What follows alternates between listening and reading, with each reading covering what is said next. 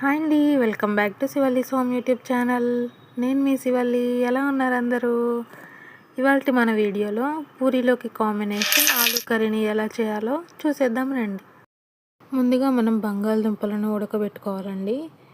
ఈ ఉడికే సమయంలో మనం ఉల్లిపాయలను అలాగే పచ్చిమిర్చిని కట్ చేసుకొని పక్కన పెట్టుకోవాలి. మరో పక్కన బంగాళదుంపలు బాగా ఉడికాక ఇప్పుడు ఆలూ కర్రీని ప్రిపేర్ చేయడానికి స్టవ్ ఆన్ చేసి ప్యాన్లో ఒక 2-3 టేబుల్ స్పూన్ల వరకు ఆయిల్ని వేసుకోవాలండి. ఆయిల్ వేడయ్యాక తాలింపు దినుసులు వేసుకుందాం.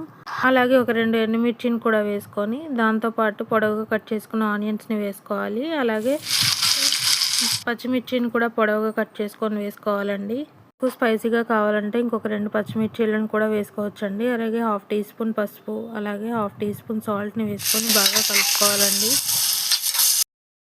అలాగే మంచి ఫ్లేవర్ కోసం 1 టీ స్పూన్ అల్లం వెల్లుల్లి పేస్ట్ని కూడా వేసుకొని ఫ్రై చేసుకుందాం. వీటిని మరీ ఎక్కువగా కాకుండా ఒక 50% ఫ్రై చేసుకుంటే సరిపోతుందండి. చూడండి, ఆనియన్స్ అన్నీ ఇలా దొరదొరగా ఫ్రై అయిన తర్వాత ఇందులోకి 1/2 టీ స్పూన్ ధనియాల పొడిని వేసి అన్నీ బాగా కలుపుకోవాలండి. అలాగే మనం ముందుగా ఉడకపెట్టుకున్న బంగాళదుంపలను ఇలా పై పొట్టు తీసి ఇలా మ్యాష్ చేసుకొని పక్కన పెట్టుకోవాలండి. లేదా డైరెక్ట్గా ప్యాన్లోనే మ్యాష్ చేసుకుంటూ వేసుకోవచ్చండి. లేదా బంగాళదుంపను మీకు ఇలా మ్యాష్ చేయడం కష్టంగా అనిపిస్తే ముందుగా ఉడకబెట్టిన ఆలూను చిన్న చిన్న ముక్కలుగా కట్ చేసుకొని అయినా వేసుకోవచ్చండి.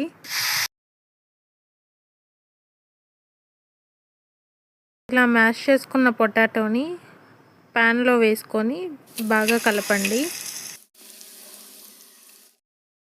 ఇలా బాగా కలుపుకొని లో ఫ్లేమ్లో పెట్టుకొని ఫ్రై చేసుకుంటూ ఉండండి.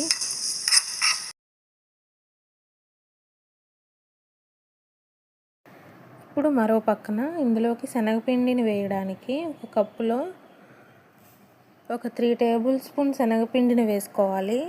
అలాగే ఇందులోనే కొంచెం నీళ్ళను వేసుకొని పిండిని ముద్దలు లేకుండా బాగా కలపండి. ఇలా పిండి ముద్దలు లేకుండా బాగా కలిపాక ఇప్పుడు శనగపిండి నీళ్ళను ప్యాన్లో వేసుకోండి. అలాగే ఇందులోనే ఒక కప్పు నీళ్ళను వేసి బాగా మిక్స్ చేసుకుందాం.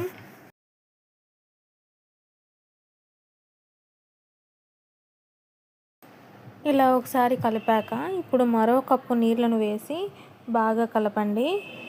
కన్సిస్టెన్సీ అనేది మరీ పలుచగా కాకుండా ఇలా తీసుకుంటే ఇది ఉడికేసరికి ఇంకొంచెం చెక్కబడుతుందండి. ఇప్పుడు మూత పెట్టుకొని ఒక 4-5 నిమిషాలు లో ఫ్లేమ్లో ఉడికించుకోవాలండి. మధ్య మధ్యలో మూత తీసి కలుపుతూ బాగా ఉడికించుకోవాలి. 4-5 నిమిషాల తర్వాత మూత తీసి చూద్దాం. చూడండి, మన పూరీలోకి ఆలూ కర్రీ అనేది దాదాపుగా అయిపోయినట్టే. చివరిగా దీనిలోకి కొత్తిమీరను వేసుకొని మిక్స్ చేసుకుందాం. ఆలూ కర్రీ కొంచెం చల్లారేసరికి ఇంకాస్త దగ్గర పడుతుందండి. ఇలా ప్రిపేర్ చేసుకుంటే మనం తినేటప్పుడు మరీ గట్టిగా అవ్వకుండా చాలా బాగుంటుంది. అంతే, ఇలా మనం చాలా ఈజీగా పూరీ కర్రీని ప్రిపేర్ చేసుకోవచ్చండి. మరిన్ని మంచి మంచి వీడియోస్ కోసం నా ఛానల్ లైక్ చేయండి, షేర్ చేయండి, సబ్స్క్రైబ్ చేయండి. Thank you.